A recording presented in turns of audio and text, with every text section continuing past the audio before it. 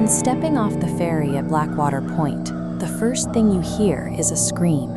It scrapes up from the rocks, raw and continuous. The ferry captain just calls it wind through the cliffs, but the extreme isolation of the island makes the sound impossible to ignore. On this map of Blackwater Point, 6 people have vanished. No traces left, just 6 empty spaces. Zooming in, an anomaly appears. Every disappearance clusters around the island's northern tip, directly in the shadow of a crumbling lighthouse called the Widow's Eye. Journalist Sarah Mitchell arrived on the island with a recorder, a camera, and a track record of debunking haunted locations. She saw a tragic cluster of missing persons wrapped up in decades of local superstition, and she intended to find a human, logical explanation for the vanishing locals. But asking questions on Blackwater Point quickly hits a wall. Conversations die the moment the lighthouse is mentioned. Houses sit boarded up, despite the tiny population. Down by the harbor, there is an anonymous shrine for a missing 7-year-old child, bearing a brass plaque that simply reads, "We remember, we do not forget, we do not go near." The locals are actively using silence as a bandage. They've built an entire culture around not looking directly at the problem. And when a community refuses to confront its own trauma, that unaddressed grief creates a dangerous vacuum. As Sarah interviews the victims' families, an impossible through line emerges in the witness accounts. 19-year-old Michael Henderson vanished on a hike after his friends heard a voice calling his name. It sounded exactly like Michael's grandfather, a man dead for 6 years. Each victim walked away after hearing a dead loved one calling for them. The epicenter for these auditory lures is the Widow's Eye itself. The lighthouse hasn't operated since 1974, when its last keeper disappeared in a storm. Yet it serves as the exact origin point for these voices. A gas leak or a hallucinogenic plant wouldn't know your father's favorite nickname for you. This kind of precision indicates a predator that knows exactly how its prey thinks. Ignoring the primary safety rule to avoid the point after dark, Sarah hiked the cliff path, approaching the structure just as the sun set.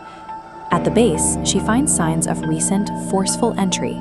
A rusted padlock lies in the grass, with a cleanly snapped hasp.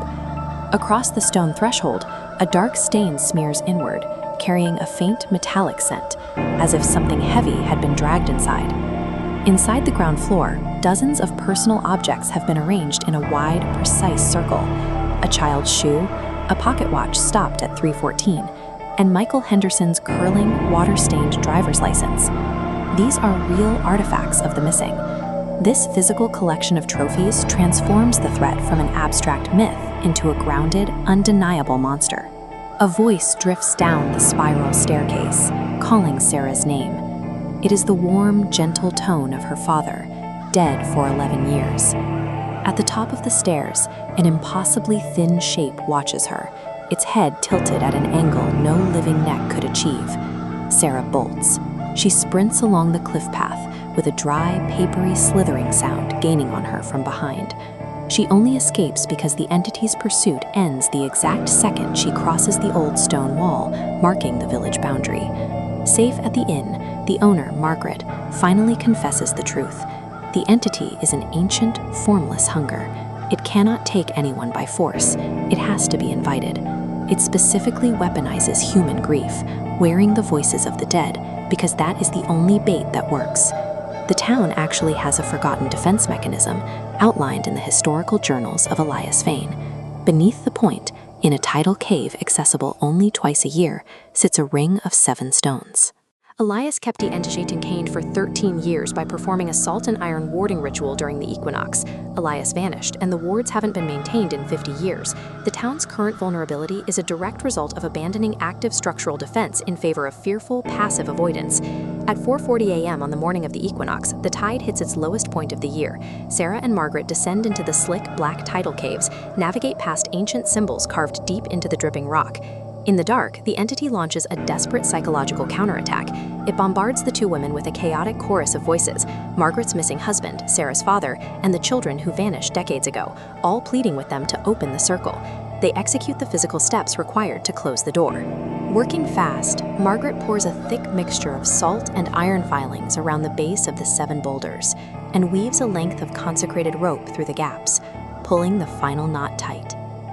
Relieved pause. The moment the knot holds, the psychological assault immediately ceases. The sweet, rotting smell of the entity dissipates, replaced by a rush of clean, cold sea breeze flooding in from the cave mouth. The entity is contained, but it isn't dead. This threat remains active, requiring permanent manual maintenance to stay behind the door. For decades, the island operated on a fatal historical flaw, the keeper system. They left the psychological and physical burden of the wards to a single, isolated individual, letting them carry it entirely alone until they eventually broke. Sarah abandons her journalistic detachment and chooses to stay on the island. Together with Margaret, she implements a documented, shared rotation of keepers, enlisting volunteers from the town so the burden is permanently divided. Surviving an existential threat requires a community to replace silent, individualized fear with documented, shared vigilance.